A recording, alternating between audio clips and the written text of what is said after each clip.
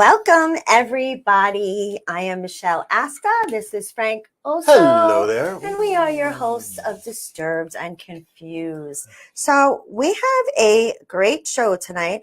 I don't know why my phone is not letting me. Oh, there we go. Rookie mistake. Rookie move. Oh my God. At least it wasn't you this time. Yeah, I know. That's a relief. Mickey won't yell at you. I'm being good today. All right. So we are actually waiting for our amazing guest to sign on. Can you tell the theme of the show? Yeah, can you Is tell? there any way you could tell? Let's go I think it would be Islanders. pretty discreet. Yeah. Yes. That's right. Yeah, I'm very excited tonight because I'm a big fan, and I know you're not, but you will be after the show. I was an Islander fan growing up. I wasn't big into hockey, but I've had my team. What sport? What did you watch? Baseball and football. Okay. I wonder where our guest is. I'm getting a little worried. Yeah. I know that. Hi, Cindy. Where he is. Hey, Cindy. I know where he is. It's an hour earlier. It's in Canada, right? Yeah, and I know I gave him the right time. I'm not that blonde. Oh, maybe. What if there was a miscommunication with the? No, there wasn't. Okay. We cleared it up a couple of times. Hi, sure Ann Rothney saying hello. Good evening, Michelle and Frank. Hello. Hi, Ann. I can't see it, but you can see it right there. I got my glasses today. Oh, our guest is joining us. I see him in there. We're going to add him in a minute, but I am going to introduce him first. Retired, amazing New York Islander, Rich Pilon. Hello. Hey, how's she going? How are you? Very, very good. Yeah, it's 7 p.m. here, actually. I thought we were on at 8, so. God, I was like, what? What do you mean by okay? I'm like, what? Yeah, it's all good, though. That's all right. So how's things in Canada? It's pretty hot here right now. Really? Oh, yeah, it's like baking here. It's like, it was 37 here today. And what is that in? You mean it's hot? Yeah, it's 37. Yeah. There. Oh, that's what Celsius. Right. I don't know. No, probably twice that. Yeah, we're probably twice. No, we're more than twice that. Yeah. We'd be like, I think that would be. I don't even know actually. I can Google it if you want. Probably the 80s. Hey, I know for a fact you were not a blonde back in the day, so you have no excuse to not know that. Yeah. Thanks for having me too, by the way. Oh, God, it's my pleasure. You have no idea, in fact, what a big fan I was of yours back in the day. Oh, awesome. Great to hear. Yeah. So my best... still am. I am, obviously. Can you tell the jerseys? Yeah. Listen, if I wasn't married, I might, take a trip to Canada. I might just do that. Yeah. Hey. Anyway. A one-way ticket. Yeah, right. I wish. Anyway, sorry, hubby. But back in the day, in my 20s, my best friend Dawn and I, we would get in her car and we would go stalk you guys while you were practicing. And we would watch you and we would watch Brian Berard and we would take pictures. I actually have a picture somewhere of her and I with you. Really? And then her and I with Brian Berard as well. I couldn't find it. It's been many years. How do you lose that? You and I are the same age, Rich. So it's hard to keep track of things, as you know. Yeah, time flies, doesn't it? It really does. I can't believe it. What year was that? When was that? It was in the 90s, like 94, 95. Rich, you played till 94, right? I played with the Islanders till I think it was like 97. 97? That late. Okay. 98. Yeah, 98 actually, because my son Garrett was born in New York in 1998. Oh. So in 99 is when I went to the Rangers, actually. Right. Boo. Yeah. I know. Boo. Took them a while to take a liking to me. I can tell you that much. Geez, they were like tough on me the first 3 months. Really? Yeah. Wow. Yeah. Just from being an Islander and kind of, there's such a great rivalry there that it was. It was one of those, it was awesome actually. But they were good. I can't complain. It was I definitely wouldn't want to start with the Rangers. Yeah. Because they do treat you very, very well there. And then I have no complaints about the Islanders, but the Rangers are just were at another level when the ownership was like, obviously they They had their own plane, and they took really good care of you. Oh, wow. Okay. That's great. Yeah, Great. really good. So, wow. How about venues? Did you prefer one over the other? Because the Garden. Not really, because just when we had that run in '93 with the Islanders, it was, you always hear the stories of like the older players, like the Trotskys, and how they talked, how it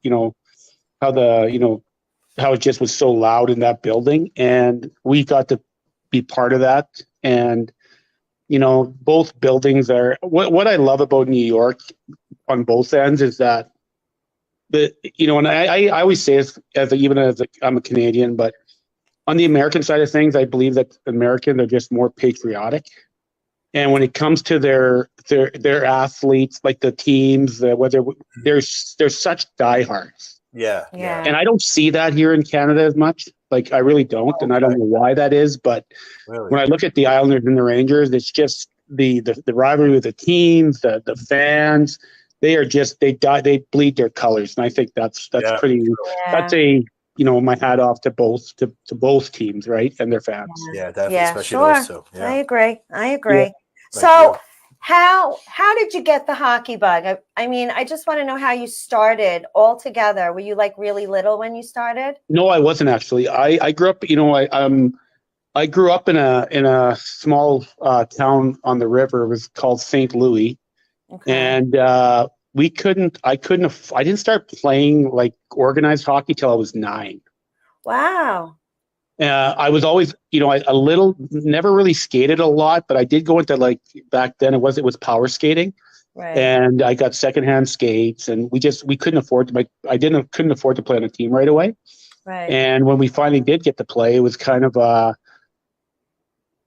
guess I had naturally a gift, because if I look back in when I in my world back then, and a lot of players' world, was that my ignorance of pecking orders and where I belonged on the team, that because of that, I never read into anything. I just played the game because I love to play, right? Yeah. Right. And when I watch my son now go through it as he's really close to, I think, to crack in the NHL lineup. He just needs an opportunity. Okay. But where is he now? Where is your son now? He's with the Capitals.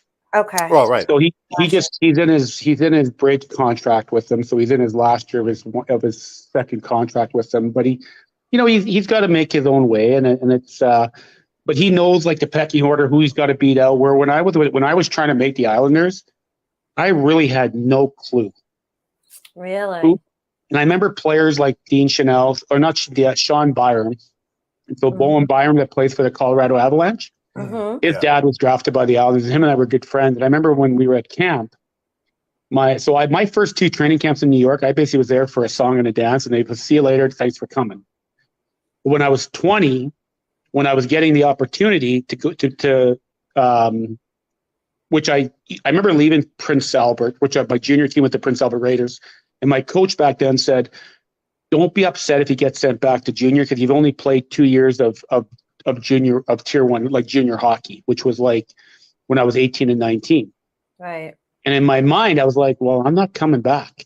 Like, I'm planning on making the Islanders. Yeah. That was my mentality and my attitude. It wasn't about, and then, partway through camp, I remember back then everybody wasn't as mixed like they were now. You had the pros, and then you had the draft picks. And if you got picked out of the draft picks and got pulled up to the pro practice, then they're taking a look at you. And that's kind of what happened to me. And then Baizy's like, you're getting a chance. And kind of was, I played, I think, 9 out of the 10 exhibition games. And then when they're really taking a good look at you, it was between me and Dean Chanel. And then we ended up both being able to stick there. And then, my faith was that I got the opportunity to play more once Dean got hurt. And that kind of was the start of my career with the Islanders. Yeah. Right. Wow. So yeah, there's always opportunity with, and that's the part where I think with my son, that I always say, like, he's a great kid. He works hard. He does all the things the right way, except for me, like, he's a gentleman player. He's a very gentleman player. Okay. He scores goals. And my advice to him is, you got to play a little bit more FU in your game. Right. A little bit more, like, if you're not pissing somebody else off on the team, even though you're a goal scorer, because he's going to have to come in with Washington as a fourth line guy, right? You're not going to get popped into the lineup and be put at center between or with Oshie or with Lars Eller. So the fourth line guys that are there, they already think they're better than Garrett today. To me, that's if I was the organization, the Capitals. Well, okay, so then Garrett, you got to come in and play like a fourth liner. You can't play like your goal scoring, your playmaking. You got to be hounding on pucks. You got to finish checks. Right. And he's better at it now, and he's getting better. He just needs a chance. That's all. Because he's always been a little bit of a late bloomer when it comes to making a team. Right, he's kind of always flies under the radar, and the guy's like, oh, he's a good hockey player. There's always a but. Right. And once he gets going and he gets a little bit of confidence and he feels that love that you need to feel from an organization, he seems to just kind of flourish that way. And most players do, whether it be at the hockey level or the NBA, whatever it may be. Once you feel that a team likes you, that it was me with the Islanders. I had so many guys in my corner, right? Once they saw the way I played, my attitude, my work ethic, my compete, everything was like. And then I got kind of Al Arbor just kind of groomed me, is how I always tell people, that he basically groomed me to be a shutdown defenseman and take pride in that, where players today want the goal scorers, they want to score goals, they want points, right? And points means you make more money. Right. So, and back in our day, nobody knew what everybody was making for the first. Yeah. So, so it's a real, to me, like the game itself is the game is better. It'll always be better. When they talk about different players when they talk about, the Gretzky, is he better than McDavid? Well, nobody will ever know. Nobody will ever know. Right. But the generational players like the Crosby, the McDavid, the Gretzkys, the Mary Lemieux, those guys in their eras, no matter what, the Trottiers, the Bossies, they will always be the best at that era. Right, right. And you can sit here and everybody tries to critique, and I'm sure you've seen it where, well, the Gretzky wouldn't score goals or would score less goals because the pads are bigger now, right? Right. Well, then McDavid, okay, Gretzky scored and Mario scored goals with guys like, when I look at the game, my whole VHS, we were like hanging on guys. Yeah. We were like holding, we were clutching and grabbing. It was almost like a football, like almost like rugby at times. It was very exciting. Yeah. I couldn't stop watching. My dad was a big hockey fan, and now it's changed a lot. You think it's evolved or devolved from that? No, I think it's evolved. I think the game is faster. I think it's faster, but it's so I don't know how in the age that I grew up is basically you put your work boots on, you go to work, and you do your job and you go home. Right. Yeah, right. In today's game, it's like the entitlement of players, including my son, believe that my points are better than this guy over here, so I should be getting a better opportunity. Well, that's not the way the world works, or it shouldn't. It doesn't work that way. Right. You need somebody to like you. You need somebody to think that you got to do something different. Like you got to do something that's going to make you stand out. Right. And I tell Garrett this. I say, Garrett, if I watch you play as a dad, I can sit there and watch your game and go, you do all these things great. Right. These little things, these little plays that I notice you make, those are great hockey. But I said, a fan wants excitement. So I said, if I'm a fan now, I'm probably not that excited. Right. That makes sense? Unless you score a goal. Oh, listen, there were many games that I had gone to where everybody's just skating around, passing the puck, and there was no action, where the fans literally started to boo. Really? Going way back. And they were like, come on, we want some action. Like, come on, check somebody. Like, throw somebody into the boards. Like, that's what they wanted. Yeah. Now it's changed a little bit. But just fast. It's a fast game now. It's all about speed. It's all about, the sticks are better, the skates are lighter, equipment's lighter. So it's like, everything's just better. More modernized. Yeah, it's more modern. Training, everything, right? Everything's better. So it's, the game is, where is it going to go? It'll keep getting better, and there'll be other generational players coming in, and you'll be comparing them to the McDavids down the road. And, so yeah. Did I tell you, Rich, that I had the honor of working under Mr. Michael Bossi? Oh, I didn't know that. Where was that? I did. It was at Nassau Coliseum with the business club. And I was a massage therapist, the lead therapist, and I was up in all the suites. So I got to see everybody, and Mike Bossy was my boss. I would meet with really? him every game beforehand, before we went up to the suites. And I was in an elevator with Chara, and I looked like I was 5 standing next to him. The guy is giant. My God. How tall is he? Like 6'9". 6'9", right? Yeah, he's 7. He's just over 7 feet with skates on. Yeah. Oh my God. Yeah, he happened to be on the injured list.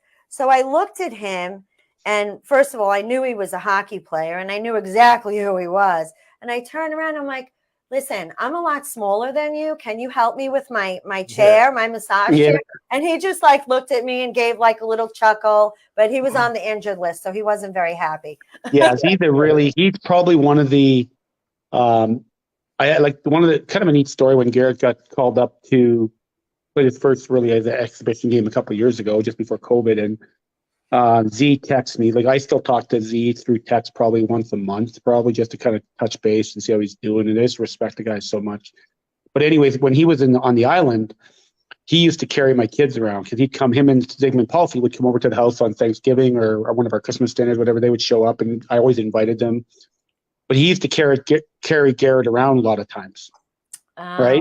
Okay. So then when Garrett went to Washington, they got to play together. Oh, wow. Yeah, so it's kind of they had a little bit of a story on it because V was like, "This is so weird." Like, I'm playing with your son now, right? I'm like, "Yeah, you're a fossil." Rich, I have a question. Somebody's saying, ask Rich, as an enforcer, who did he like to play against, and was there anybody you feared? Awesome question. Yeah. I wouldn't say there was ever. I think there's always a bit of fear, no matter what. I think that's what motivates most. So when I say fear, I look at fear as a way to go, okay, so if you're fearful of somebody, so how do you always tell somebody, if you're afraid of something, you hit it with, you attack it face on or head on, whatever it is. But I think Probert would have been, like, there were so many guys back in the day that were tough, like Probert, the Browns, Marty McSorley. Like, there was just a lot of tough meat potato guys. Right. Whereas as the game got going, and there was, when Conroy started doing, when he was doing steroids. Yeah. When the steroids started coming in, you seen the difference in guys. They just, it was a different toughness. Mm-hmm. Whereas, like, for me as a player, because I played mostly with either a number 1 or number 2 D-man on the teams, I was always considered a top 2 pairing. And usually always on the top pairing, because I always complimented usually the best defenseman. Right. Then you always end up playing against the first and second line guys most of the game. Right. Right. Unless you're, when we win the playoff. But, so you're playing against. So my goal was, as a player, was to abuse the top guys as much as I can to get them more worried about trying to get me or take me out. Let's get Pilon or whatever, instead of worrying about winning the game. Right. So then the enforcers would come out and back then it was like, I was telling guys this just about a couple of weeks ago, we were talking about this, how we used to set it up. If we were out of a game or up in a game and we had to get somebody, we're like, okay, who's going to start the line brawl, and which 2 guys are going to try and get that guy? Yeah. Yeah. But then I was also on the other end of it sometimes, and I know, like, my coaches managed me sometimes to get me out of those situations. But late in the game, sometimes they'd be like, "Oh, here it comes." Right. So, it's just a totally different era, and there was more of that intimidation, and now it's just it's different now. Yeah. So, yeah. So, who was your mentor when you first started hockey? Like, who were you like, oh, I want to be like him? Right, yeah. I always wanted to be like Guy Lafleur. Okay. That was my idol. So he was growing up, I was a Montreal Canadian fan and a New York Islander fan. Those were my 2 teams growing up. And I picked an American team and a Canadian team because my thinking probably as a kid was that, well, if hopefully one of them, but when I look at it, I picked the 2 best teams at yes, the time. You did. There you go. I did, right? So I must have been I was jumping on the bandwagon more than likely, right? So, but I watched a lot more Canadian because of, we only had 2 channels. So Hockey Night in Canada I'd watch Montreal or Toronto, and I got to see those guys and didn't get to see the other, like the Islanders, until playoff time, right? So Guy Lafleur was definitely my mentor and an idol, and just one of the guys that I always looked up to and wanted, when I was on the street, I was always Guy Lafleur. right? So, Okay. yeah. Okay. Good to know. Rich, Good to your know. nickname in the NFL was Chief, correct? Yeah, it was. Yeah, because I'm Métis. That I'm part Cree.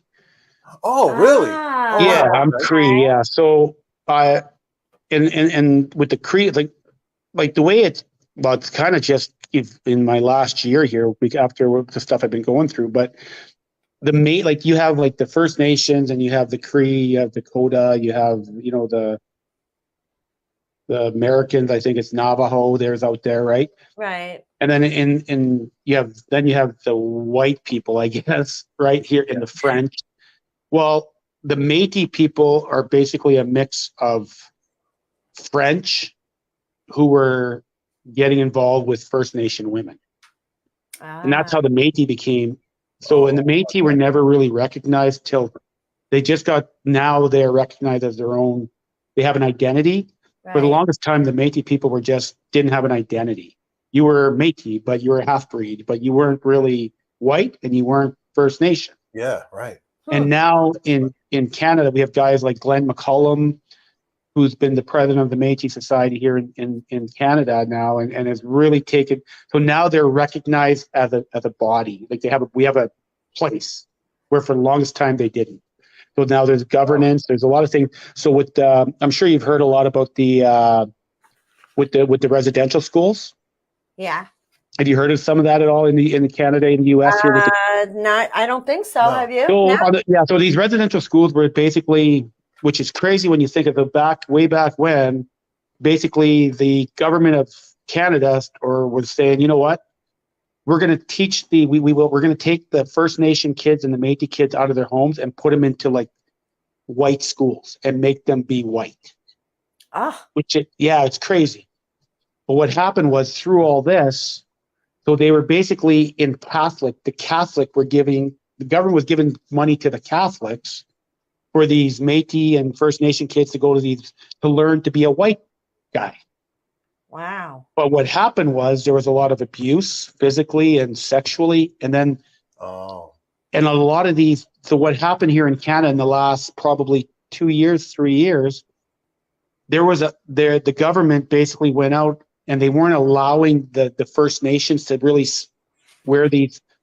Some people lost sisters, brothers, and didn't know where they went. Well, now they've found a lot of these unmarked graves around these residential schools that where they were basically dumping the bodies. Oh my God. Yeah, so it's a residential school. It's a big deal. So now all of these survivors, older that have went through it, who saw some of their friends that would leave and never come back. Well, they were actually so whatever happened, they'd get buried. Well, now in Canada, they found all where these residential schools were. They brought in these things that you can see through the ground, and there's a lot of unmarked graves. Wow. And so now it's a big deal. So it's blown out here, and now the government is trying to make things right by giving them money, and it's a mess actually. But it's good for the Métis and the First Nation because it's making the government of Canada, I guess, accountable. And the Catholic system, right? So, anyways, a little bit of as a proud Métis now, with my Métis card, I'm getting, honestly, I was coaching hockey, and then I got fired in last July. It was basically a shit show. And where were you coaching? I was coaching a junior A team by the name of Weyburn Red Wings. They were junior A hockey. So I was basically going to make coaching a second career, but I spent as much time with my son and my family as long as I could until Garrett got on his way, and then I'm like, okay, now I'm going to try and take a kid, because I'm really good with kids, I believe, and teaching. Right. Well, you've been coaching. You volunteered, right? Teaching young kids and I did minor hockey, all that stuff, all the way up, and had a lot of, like, we had some really good little hockey players that turned pro, and they're all, like, including my son. And how old is Garrett now? He's 24. He's a 98 born, so his window's not closing yet. He's still got a great opportunity. He's still young enough so he's going to hopefully get an opportunity and get a chance. But like, when I was coach, when I went into coaching, I thought this is what I want to do. I'm going to, I'm good. I got, I tried to do it everywhere different than as a parent, because there was nothing worse as a parent to sit up and look at night and going, what the F is that guy doing with my team, with my kid, right? So I had a really open door policy, and I got along with parents. I said, listen, I'm black and white. I don't beat around the bush. Right. If you want to talk to me and be a friend, but if you're talking to me, be a friend because you're trying to work your kid up the lineup, it will not work with me. Hey, Good. Right. But I go, if you got a question and you're up at night and you're wondering what the hell I think I'm doing with your kid, I will tell you. Yeah. And I will tell you what, and it doesn't mean I'm right, Right. but I can maybe give you an understanding that you may understand why I'm doing things the way I am. Right. That happened to me. I understand that. I used to coach boys baseball and girls softball as well. And then I actually coached a co-ed team. And the parents would try and kiss my butt. Yeah. To like get me to change the lineup and who's going to play first base. Yeah. And I'm like, come on, this is like little league baseball. Come on. Yeah. Well, I always look at it like I'm such a jokester, like, and I'm, and I'm like, I'm a jokester at heart. I love to have fun. Me too. That's why you love Doug so much. I'll use like sexual, I'll use sexual innuendos, but be very careful how I use them. Not on this show. So I'll be like this. I'll be like, I used to play these pranks on parents. Like when I first started coaching, like it was so funny actually. I would be like, I would tell, okay, your kid's on the team, to the mom and be like, now it's up to you on which line he plays. That's great. And I was doing like initiation, like coaching like initiation, right? Like the kids are like so young. Yeah. And I'd be doing my team meeting and saying, it's about having fun and it's blah, blah, blah. But just a couple things we got to clear the air with is that. And I would look around the room and watch like my team that I've picked, the parents, there's 17 families usually on back then. And I'd be like, okay, I only prefer moms to tie skates. And I would look around the room. What that means. And I would look around the room and I would see moms like looking at their husbands, like going like, what's wrong with this guy? Is he really And I'd be like, well, it's not, I know what you guys are thinking, but it's more about, I don't want the dads to use their physical strength to tie their skates really tight. Right. Because the way the skates are now, if you want to strengthen your kids' ankles, loose. Let them a little bit loose. Let them, you know what I mean? Where everybody's like cranking on them. And, it was a joke. But once, obviously, my parents get to know exactly what I'm about. And it's all fun and games. It's like, it's supposed to be fun. So, yeah, of course. Yeah, sure. Yeah. I have a picture. Where did it go? I wanted to show you. Yeah, I love coaching little kids. We have some viewers throwing out questions. Someone's asking a good one. Who are some of the best scorers you defended against in your career? Yes. I would say like Mario was like, because we had such a rivalry with Pittsburgh. And I think Mario, even like Kovalev, like there was guys that you just like, you would play against and you'd be like, oh my God. And you knew going into the game, you're like, I was going to be playing against certain guys. And you're like, okay, just don't get embarrassed. Right. Hopefully you can shut them down, and, obviously with some of these players, but Mario, Gretzky, those guys, Pavel Bure, there's so many guys. Like you're playing with the best. There's 700 athletes, and the better ones that are goal scorers, they're just different. I used to. I don't know if you remember the stick swinging contest with Mario Lemieux and I don't know if you've ever seen that. I don't think I did. Oh my God, you guys have to Google that one. If you get a chance, you'll Google it. If that would be today, I might get a year suspension. Really? Honestly, I know. I've seen some of the some of your clips. I actually turned my stick into honestly, it was like a weapon. Real? Wow. It was bad. Like it was really, really. But you know what it was? Me and Darius Kasparaitis were partners, and we were playing against Mario. I love Darius. He was so we were playing against Mario and Ronnie Francis and Yager.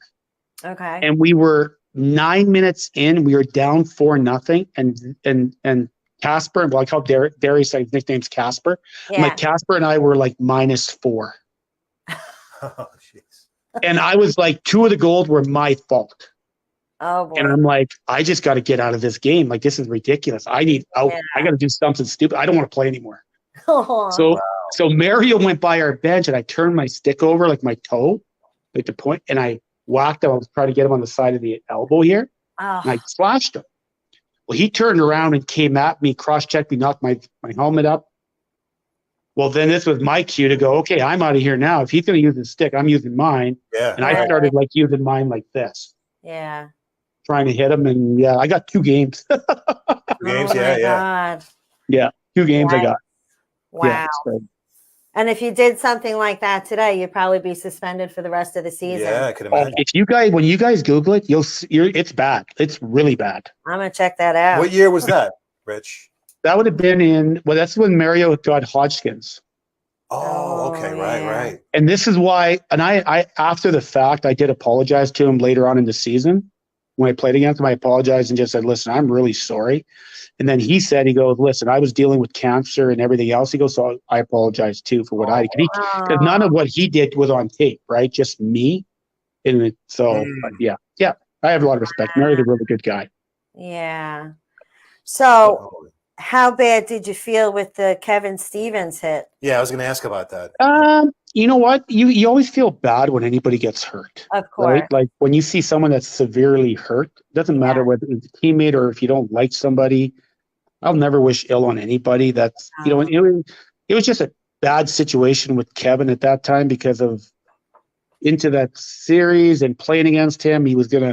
Darius and I were in their kitchen and we were like, we were dominating Mario and them at the time.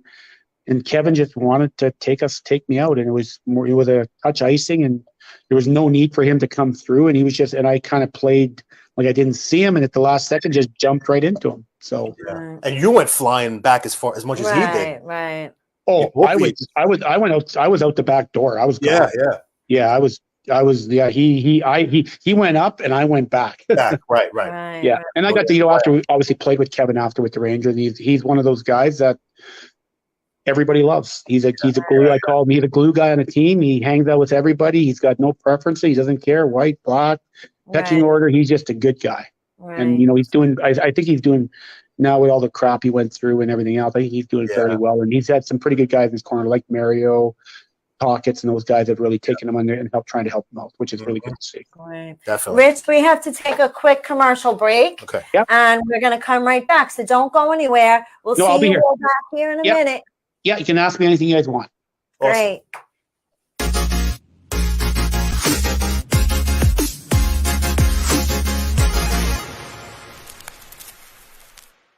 Hello, Michael Astor here for Ask the Law. One of the most common questions I'm asked is, Michael, how long will it take for my case to be finished? That's a great question. Over the many years we've been handling cases for injured people, we've learned a lot about the insurance companies we deal with. Some insurance companies will make a client a fair offer early on, and we're happy to get our client's case settled. However, others will drag a client's case out until we're on the steps of the courthouse ready for trial, as I am today. At Ask the Law, we've been representing injured people in accidents for many years, and we know how these companies operate. Give us a call if you or someone you know has been injured in an accident. We're happy to help. It's a free consultation. At Ask the Law, having a lawyer doesn't cost. It pays. Thanks for watching. Bye-bye. Keys Love Jewelry and Keys Cutlery. Keys Love Jewelry, stainless steel jewelry for men and women at affordable pricing, guaranteed to never tarnish or turn. And Keys Cutlery, a cut above the rest, specializing in hunting, camping, fantasy, everyday use, and self-defense equipment for your personal safety. Keys Love Jewelry and Keys Cutlery are both located inside Retro Relics at 2860 Middle Country Road, Lake Grove, New York. That's inside Retro Relics at 2860 Middle Country Road, Lake Grove, New York.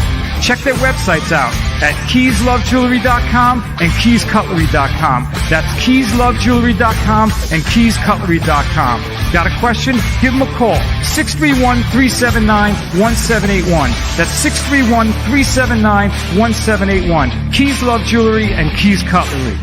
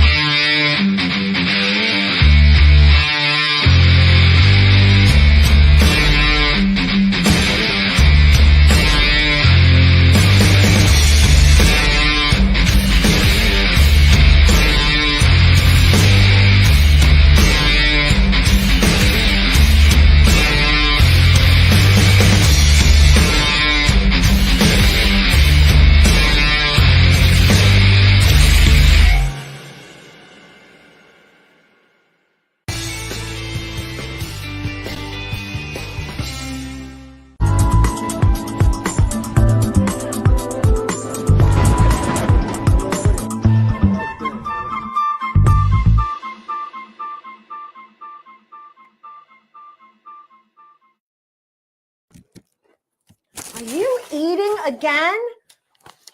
That's it. Now you got hit by a pup. My first time getting hit by a pup. Nice molding you got there. Oh my God. Hello back. We are back again. I just hit him with my fake little Islanders hockey puck. Oh, really? He has a habit of eating when we go live, and he's not paying attention when we go live. Am I supposed to eat food? Yeah. That's awesome. Rich, I'm going to show you this picture. Can you see this picture? Is there a glare? There, now I see it. Yep, there it is. Yep. Those are my twins. You see what they're wearing? Islander one, and then the other one's got a. They're both Islanders. Oh, how old are they? Now they're going to be 19. That's them. 19, eh? Wow, that's awesome. 19. They're both in college. One's pre-med, one's pre-law. Oh, wow, that's awesome. Yeah, they're great kids, and they both love the Islanders. So I did something right. Yeah. So, getting back to the Kevin Stevens incident, that was named the worst freak accident to ever occur on the ice. Does that still hold water today? Is it still like the worst one? Well, I would say there's that one, and then there's the one with Clint Malarchuk with the goalie that sliced his. Yeah. Right? Yeah, I think those would be the two that would be really. Skate, right? Yeah. Oh my God. I would think those two would be the two that were really freak and change the path of their somewhat of their life, I guess, right? Clint's dealing with his own stuff, and so is Kevin, and we all are, I guess. But I always wonder that as you get older, I'm like, Jesus, is this when everything starts to change? When I'm going through menopause or something? God, I'm like, you just think differently as you get older. What do you do now? Tell me what you do now. What does Rich Pilon do now? Well, I was going to put my cowboy hat on because I do a thing. I've got a business that I run. It's called In Stride Equine Therapy. Love it. So we got obviously In Stride. I was thinking of the hockey stride, and because of my passion with hockey, but also my passion with horses. So what through the COVID times and everything being shut down, and then obviously going through what I went through a year ago, and I'm in a lawsuit now with Wavern over my coaching. I always, another thing got thrown in my lap, and a friend of mine who I hadn't talked to her in 17 years. I actually fired her at the racetrack at the time when she was like 20. Oh, wow. But she worked for me. And then anyway, she came back into my life as a partner of this business. And she's a behavioral therapist, so she works with a lot of kids on the spectrum. Great. Mm-hmm. So we put she's put the package in with me. So let's say for the winter time, we do a thing called Horses and Hockey. Mm-hmm. So I go into northern communities like First Nation, Métis communities, far north. And I do my talk on addictions. Okay. What I went through addictions right at the end of my career. I don't know if you guys knew that at all. I don't think you guys probably don't, right? Or do you guys know that? I knew. You knew. So I went through addictions right at the end of my career. And then, I talked to the kids about hopefully reaching out to the one kid or anyone that's going to hopefully, I'm open about my mental illness, depression I've gone through. I'm open about all that stuff. And, and I did at one time try and take my life, but didn't succeed. Thank God. This is when I was right in the thick of the drugs and just didn't know there was a way out, right? And no, Rich, you're very brave for doing everything that you do and talking about this and trying to help kids stay away from it. Yeah. I really praise you for that. Yeah, thank you. And I think when you see, like when you go to these northern communities, they're isolated. Like it's a tough place, right? And we found with the horses, and what we've learned is that horses actually, they're kind of the bridge or the opening of conversation when I do my wagon rides and we put the kids, and you see these First Nation kids and Métis kids, just like me, because I try and tell them my story, being someone that was kind of always on the bottom and had to fight for everything. Right. That you just got to fight and keep getting up and put it's easier said than done, but really to me the first step in anything is just getting up. Right. Yeah. If you want to shut down, shutting down, laying there, closing the door and beating yourself, well, that's not going to solve anything. No, you don't Find a way to get up. Yeah. And so when we go to these northern communities, we do about a 3-day event. So we're working programs now where we want to be able to go and actually So what the horses do, and and I've learned more now that I'm dealing with the equine. So horses pick up your heart rate. Absolutely. So once you get about 5 yards away from a horse, they pick up your nervousness, your relaxation, whatever it may be. Yeah. And you'll see as a horse. Well, I've seen it now with these kids, especially kids that are on the spectrum.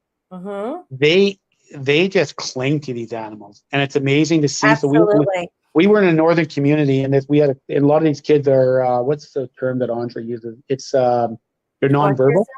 They're nonverbal. Okay. And we had all the teachers they were crying because one of the kids that's nonverbal actually said the word horse. Oh, really? Brilliant. Yeah. Oh, that must have felt so good. Yeah. So and this, it's like we come in and these kids just love the wagon, but then they don't want to leave. So they happy, but then they're crying to leave. So it's kind of a double-edged sword with these young kids. We have a program here, Rich. I don't know if it still exists today, but in my 20s, I was going through a little something, and I met this woman, and she had a huge heart, and she had some emotional issues on her own. So she volunteered, and she brought me in with her. The Nassau County Police Department, the PBA, had a program teaching autistic children and children on the spectrum to ride horses. And I was one of those volunteers for 2 years. Oh, really? Oh, that's so cool. I loved it. Therapeutic. I could not get enough. And then after all that time, they figured out I wasn't really qualified to be doing it, but I loved it. And I had a great time with the kids. I love to see them smile and laugh and just their whole energy, everything just changed. Yeah, when they it's got amazing. On that horse. Yeah, that's good on you. Because it's especially now after COVID, it's like there's so much struggle. Like, and partly, like I, as a parent, and you guys as a parent know that, when I was a kid, I left on the weekends. I would leave in the morning at 8 a.m. and not come home till supper time. And my parents were okay with that. Mm-hmm. Right. Today, if my daughter or my son doesn't answer me in an hour, I start getting worried that something happened. Sure. You know what I mean? Too. And everything is such at our fingertips that we get used to living like that. So we're always we're always anxious, I find. Mm-hmm. Yeah, it's true. We're very anxious. We're always trying. So, even at 54 years old, you would think that things are supposed to calm down. And here I am now doing these wagon rides and And the girl Andra that I'm working with, she was like, we were talking about this and she's going through her own addictions now. So I sat there as I've got 18 years of sobriety now, right? And I'm like, oh my God, like, I can't believe it. I'm dealing with an alcoholic again. Like, what? Wow. I'm like, so now I know what my wife went through. Yeah. Right. And this girl, but she's doing really good. And she, like, it's like life, right? Relationships fall apart. And then you have to deal and she'd been put in my path because she's now kind of facing some of her demons, which is good for her. And because she's awesome with the kids. She is really, really good with the kids. The kids love her. And how we've tried to separate ourselves from other equine people that are out there. Right. Our horses are beautiful. They're turned out. They're not just, it's like kids know a really nice car and a piece of crap. Absolutely. Yeah. So when they want to ride a nice horse, they don't want to ride a 25-year-old barely moving.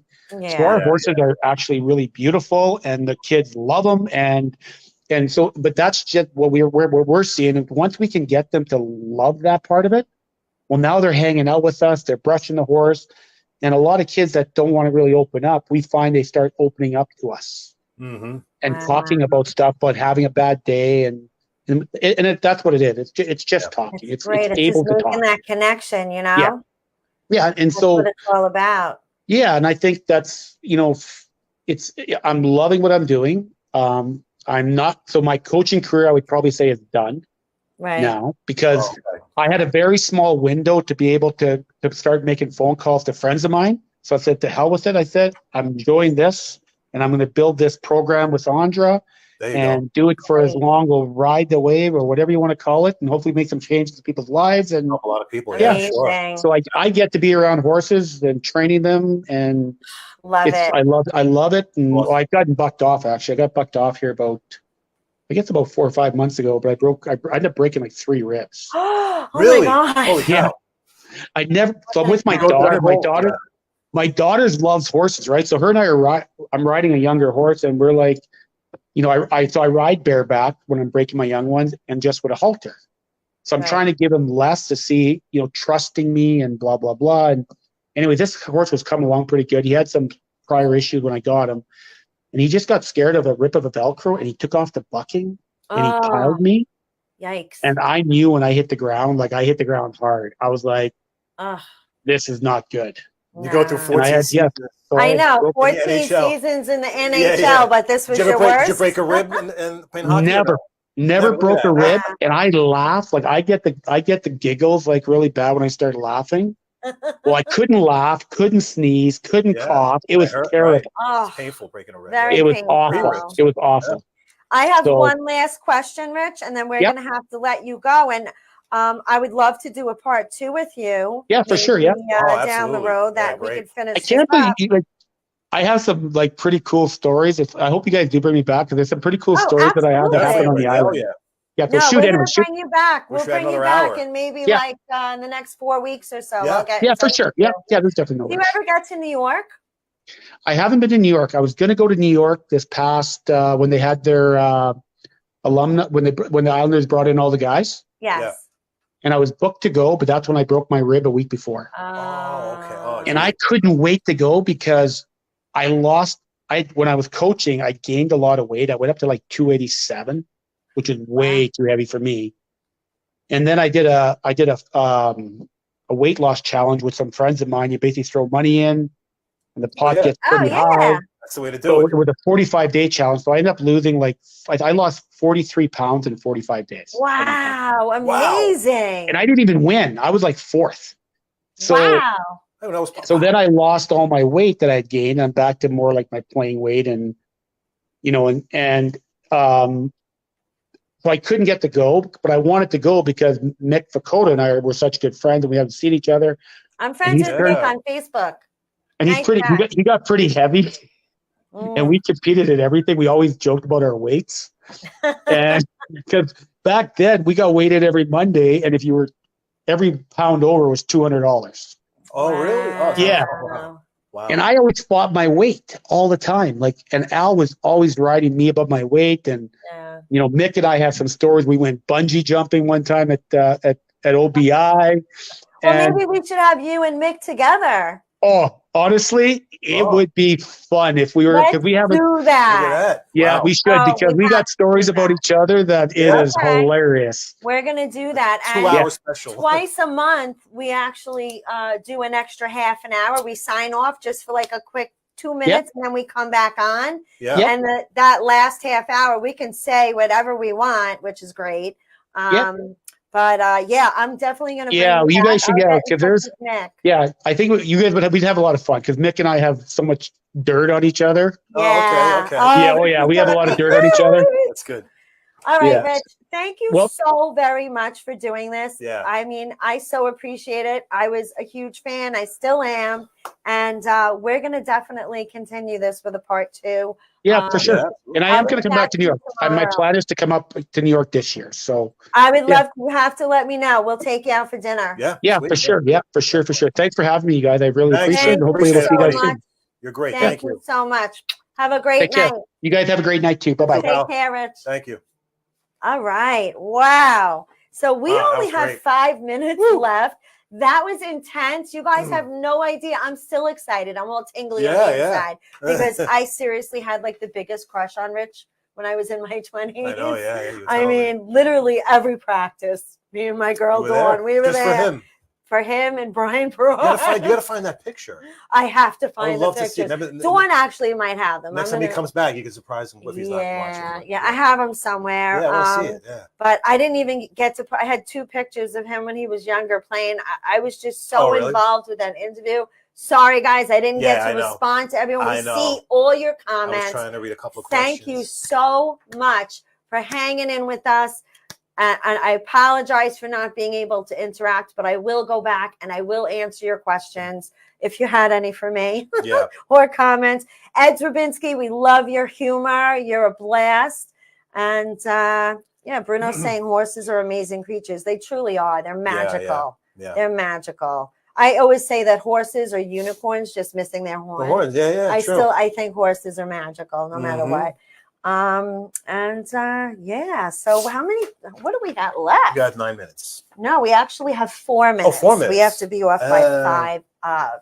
So we've got 4 minutes left. So I think I'm going to do a quick douche of the week. Douche of the week. Let's say, well, it was National Trail Mix Day. Oh, yeah, that's right. That's what Frank is That's eating. why I was eating before to advertise the day. Yes. That's So got my I name. made Trail Mix. That's So got my happy name. National Trail Mix Day. My name on the bag, because in case I get lost, my mommy will... For all of you that are my history buffs, the history on this, it was 2 California surfers claimed the creation of trail mix in 1968. They put peanuts and raisins. That was their trail. No trail mix, really? Yeah. That's how that was their energy thing. That's goobers and raisinets. Well, minus the chocolate. Yeah. So, yeah. But yeah, it's good for you. And you can literally make your own. And it's so much cheaper to make your own. You made this, right? I bought bags. That's unbelievable. The purple little thingies that look like chocolate chips, but they're purple. Those are actually baby food. Those are berry flavored yogurt melts. They look like little garlic. That literally melt in your mouth, cloves. and they're sweet, and it's so good. And then we have pretzels and dark chocolate chips, mango, banana chips, sunflower seeds. Like there's so much stuff in there, and it's all good stuff. It's all good for you. Chocolate chips. Dark chocolate chips. Yeah. Oh, So yeah. So what else? All right. Well, let's do actually, this is a what is in the box. Don't worry, I'm not going to steal it. I got my own. Don't you worry. A quick what is in the box. We got 2 minutes left. What other NHL team unveiled their newly designed jersey the same day the Islanders unveiled the Fisherman jersey? Oh my God. Oh, I it's have no a idea. good one. I Really? know it. I know it. We were just talking about them before. So you can answer that next week. Is it the team that Rich's son plays for now? Man, you got a big mouth. It's just But they may not remember. they're gonna. Well, It's not the Rangers. It's all right. We'll get to You that said next. you mentioned it before. We're Okay. in trouble. Anyway, announcements real quick. Open jam tomorrow night. Come down to Paradise Studios. Doors open at 7:30 p.m. We have a great band. I forgot the name of it. I actually have a flyer. Hold on. Let's post it. Why not? We have like a minute left. It's not that one. Hold, please. Where is it? There it is. There it is. The Clark twins will be performing the first hour. Yes. Wait, can I reach? There it is. Wow. Check it out. I like that. I love there. when That's you do that. You're a blast, Frank. You're a blast. But we love you all. Thank you for tuning in. And we will see you guys next week. Yes. Great show. Great interview. Very nice. Oh, man. I had See fun you with that guys one. next See week. you guys. Peace out.